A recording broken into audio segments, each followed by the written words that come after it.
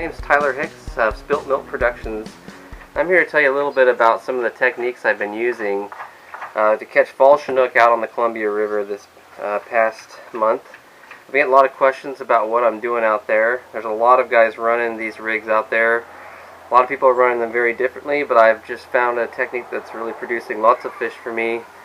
And I've found a way to shorten everything up and still catch fish, which makes netting these fish from the kayak a lot easier. So what I start with is a shorter rod. Most salmon fishermen tend to favor longer, softer rods nowadays, but I favor shorter rods like these parabolic tuna jigging rods that Shimano makes, these butterfly jigging rods.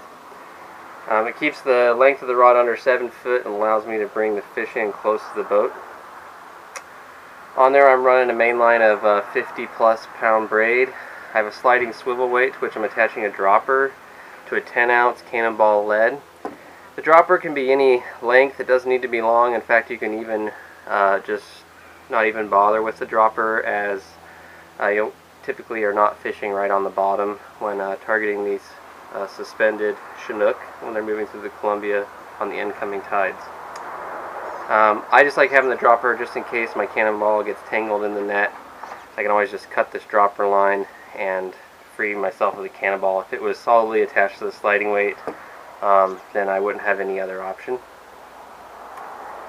Behind the sliding swivel, I've got a bead here to protect the knot, which my main line is tied into a 6-bead chain swivel. From there, I'm running 18 inches of 30 or 40 pound Maxima.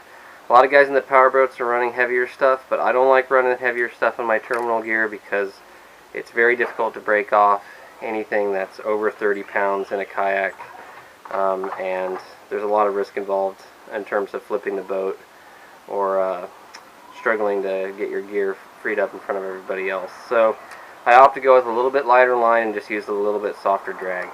So I got 18 inches from the 6-speed chain swivel all the way down to an 11-inch Pro Troll flasher. Now, some of these Pro Troll flashers come with and without these agitator fins. That's these fins right here that cause it to rotate all the way around when you're trolling it. You want to get the ones with the agitator fin if you can. If you can't, it's okay to use the Pro Trolls without, or even the hotspot style flashers in the 11-inch, which look very similar. They just lack that agitator fin. If you can't find these because of stock, because stores can't seem to keep them in supply right now, you can also try just using a traditional rotating flasher, and that will work great, like Big Al's Fish Flash by Yakima Bait Company, and make do with that. From my Pro Troll, I'm running a 40-inch leader of 30-pound Maxima to a Brad's original Superbait. Now, I've re-rigged this Superbait with different hooks and a different hook arrangement, just because I found that this arrangement actually results in a little bit better hookup ratios, and I'm able to land more of my fish. What I have here is, on the underside, I cut away everything else and I start to retie. At the top, I add a 3-bead chain swivel, and then on the end here, I still use the stock treble hook that comes with the Superbait. This thing almost always bends on every fish I catch, but it fits nicely in here. A lot of times I'm not actually hooking fish on that one anyways, so I just snell that on there. Make sure you snell it on deeply all down through there. And then from that, I'm dropping back a few inches to a 3/0 Gamakatsu Big River bait hook, and from that I'm dropping back to a size 4 Angler Innovations semi-barbless treble hook.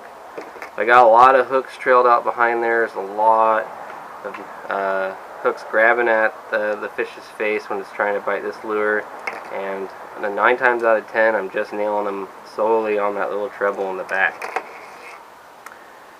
Alright, you can use the Brad Superbaits originals, which kind of look banana shaped like this, or you can use cut plugs, the Brad's cut plugs. I rigged them all similarly, not much of a modification there. I run all kinds of colors, although I do tend to favor this hot tamale color, which is the red with the gold flakes, is one of my favorites. But I have caught fish on the Seahawk pattern and the Bratz Cut plug, as well as the chartreuse and green color on the original Superbaits. I always have a bunch of these tied up and ready to go at all times, because if you do break off, you don't want to be spending a lot of time out there retying this stuff. You want to just be able to clip it on and be good to go. So these Bratz Superbaits, they're held together with little rubber bands. They open up and allow you to stuff them with baits of your choice.